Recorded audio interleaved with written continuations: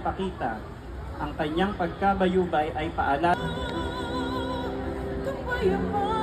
Coronado.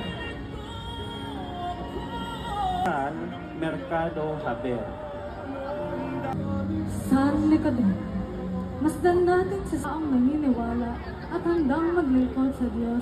Tayang tapat at mahinahon, naway maging inspirasyon sa Ang kanyang muling pagkabuhay ay tandang walang hanggang buhay. Maria de Betania. Masdan natin si Santa Maria na mas pinapandan ng pagmamahal at pag-asa sa kapamilya. gabay at pananampalataya na mamayaning sa pamilya. Tapang at tapat na tagasunod ni Jesus na natiri sa Mga babae, siya ang unang dumalaw sa libing, palataya at pag-ibig sa Panginoon.